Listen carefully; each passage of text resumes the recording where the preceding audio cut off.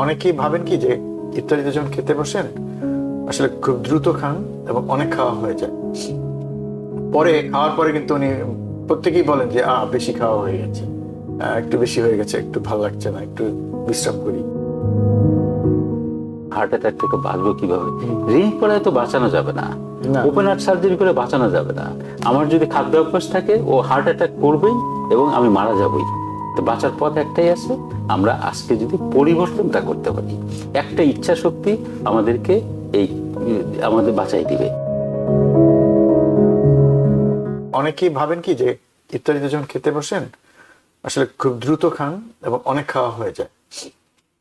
পরে খাওয়ার পরে কিন্তু উনি প্রত্যেকেই বলেন যে বেশি খাওয়া হয়ে গেছে, একটু বেশি হয়ে গেছে, একটু ভালো লাগছে না, একটু বিশ্রাম করি।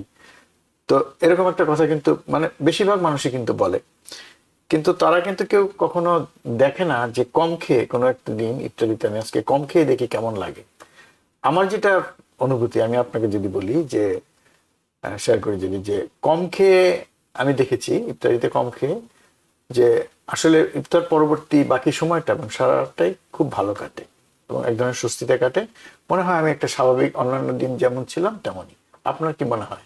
আমরা এর আগের বেশ কয়েকটা আগের আলোচনা আমরা একবার করেছিলাম যে আমরা যখন খাই, খাবারটা যখন স্টমাকে আসছে, জি।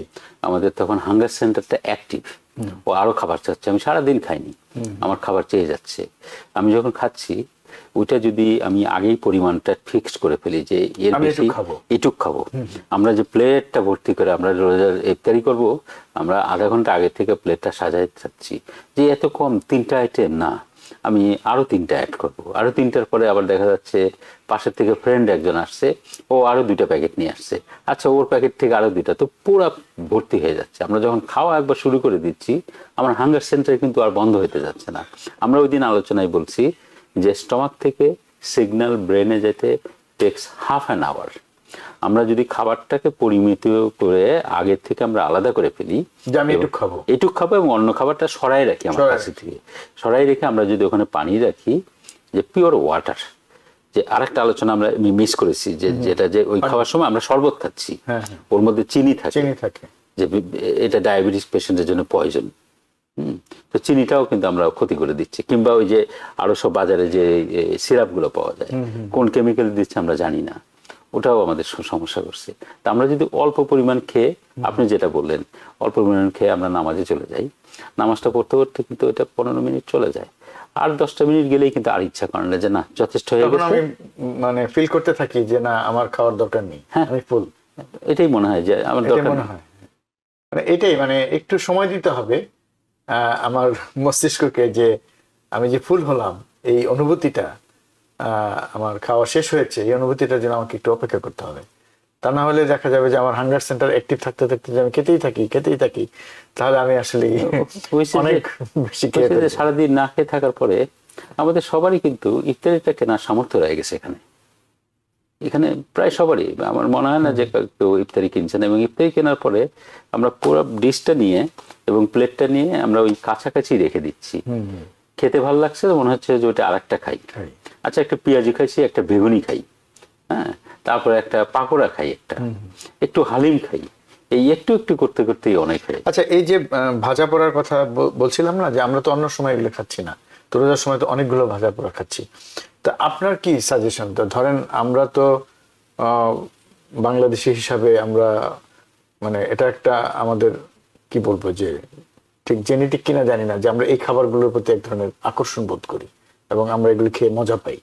তো এটা যদি ধরি সেক্ষেত্রে এই যে প্রত্যেকটা আমরা কিন্তু সবগুলো ভাজা পোড়াই নিচ্ছি, আপনি যেটা বললেন, তো এক্ষেত্রে কি করা যায়? আমরা কি এরকম করতে পারি না যে আজকে শুধু পেঁয়াজু, আচ্ছা ঠিক আছে, আরেকদিন আরেকটা একটা করে, তাহলে তো অন্তত কিছুটা কম খাওয়া হবে, আবার কিছুটা স্বস্তিও পাওয়া গেল। ঠিক হয়েছে যে আমরা আমরা এমন একটা জায়গা থেকে আসছি যে আমি যদি চাইও, আমার বাসায় আমার ওয়াইফ বলবে যে একদম যদি কিছু না থাকে, সারাদিন না খেয়ে আসছি, একটু পেঁয়াজি দরকার।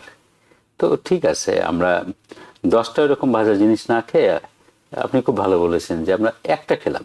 মানে যেহেতু আসলে আমরা তো মানে ছাড়ছি না আসলে। আমি নিজের উপরে আমি নিজে এক্সপেরিমেন্ট করছি। একদিন খুব খেলাম আর কি, খেতে ইচ্ছা করছে এবং প্লেটও রয়ে গেছে, খুব খেয়েছি।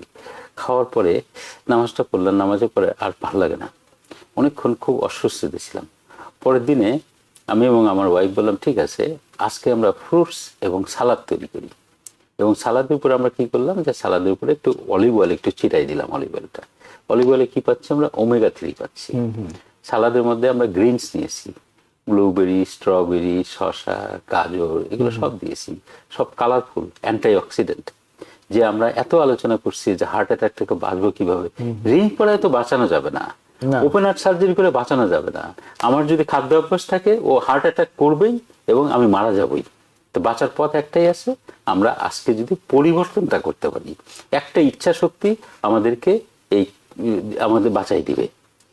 এবং হাসপাতালে আমরা যতই ওপেন হার্ট করি, যতই রিং পরাই দিই, স্টেন্ট পরাই, কোনোভাবেই আমরা এটা থেকে নিস্তার পাবো না যতক্ষণ পর্যন্ত না আমাদের অভ্যাসটা রপ্ত করতে পারি আমরা। না সেটাই, কিন্তু এটাই আপনি যেটা বললেন যে আপনি আপনার স্ত্রীর সাথে কথা বলে আপনারা করলেন, আমার মনে হয় যে এক্ষেত্রে মানে খাদ্যাভ্যাস গড়ে তোলার ব্যাপারে একটা পরিবারে বা একটা পারিবারিক যে অনুষ্ঠানগুলি হয় সেখানে আসলে কিন্তু সবার সহযোগিতা লাগে। এখন আপনি যদি বলেন যে আপনাকে যদি ইনভাইট করি বা আপনি আমাকে ইনভাইট করেন, তো আপনি মনে করবেন যে পেঁয়াজু যদি না থাকে, এটা যদি না থাকে, ওইটা যদি না থাকে, একটু যদি বিরিয়ানি না থাকে, তাহলে তো মেহমানদারি হলো না। তো এইটাতে সমস্যা রয়ে গেছে। কিন্তু পরিবারে বুঝতে হবে যে এটা স্বাস্থ্যকর খাবার। পরিবারের মধ্যে যদি এই প্র্যাকটিসটা হয় এবং পরিবার থেকে পরিবারে যদি ছড়ায়, তখন সমাজের যে আমাদের সোশ্যাল গ্যাদারিং গুলি হবে সেখানে ইফতারিতে কিন্তু স্বাস্থ্যকর খাবার কিন্তু আমরা কিন্তু দেখি না সেটা। কারণ আমাদের প্রতিযোগিতা ওইটাতেই, যে কতটা বিরিয়ানি দেওয়া গেল, কত রকম ভাজা পোড়া আইটেম দেওয়া গেল, কতটা মিষ্টি জাতীয় খাবার যোগ করা গেল, তাহলে পার্টিটা। আমরা যদি এই রোজাটা হচ্ছে আমাদের ক্ষুধাটাকে অনুভূতি করা এবং আমার শরীরটাকে ভালো রাখা। এই রোজার সময়ে আমরা অন্যের কষ্টটা যদি বুঝতে পারি, আমরা যে দেশ থেকে আসছি কিংবা আমাদের দেশ বা এই দুনিয়াতে 200 মিলিয়ন মানুষ অভুক্ত অবস্থায় আছে। আজকে যদি আমার বাংলাদেশেরও প্রয়োজন না থাকে, অন্য একটা জায়গায় প্রয়োজন আছে। আমার রমজান মাসে আমরা সমষ্টিগতভাবে টাকাটা কালেক্ট করে আমরা সেরকম জায়গাতে আমরা ডোনেট করি, যে খাদ্যের যেখানে না খেয়ে আছে মানুষ, অপুষ্টিতে আছে, দিনে একবেলা খাবার পাচ্ছে না, আমার ওই খাবারটা যখন যাবে, ওই টাকাটা যখন যাবে, তখন আমার মনে হবে যে আমি এরকম করে না খেয়ে আমার টাকাটা একটা জায়গায় অভুক্ত মানুষ খাচ্ছে, তখন কিন্তু আমার ভিতরে একটা ইন্সপিরেশন আসবে যে আমি একটা মহৎ কাজ করছি। এবং ওইটাই আমাকে তখন এই হাঙ্গার সেন্টারটাকে স্টপ করবে, যে ন, আমার ভালো কাজের জন্য আমি এই খাবারটা খাবো না, এখন এটা আমি অপচয় করছি। নিউ ইয়র্ক থেকে সম্প্রচারিত TVN 24 টেলিভিশন, বিশ্বজুড়ে বাঙালির কণ্ঠস্বর।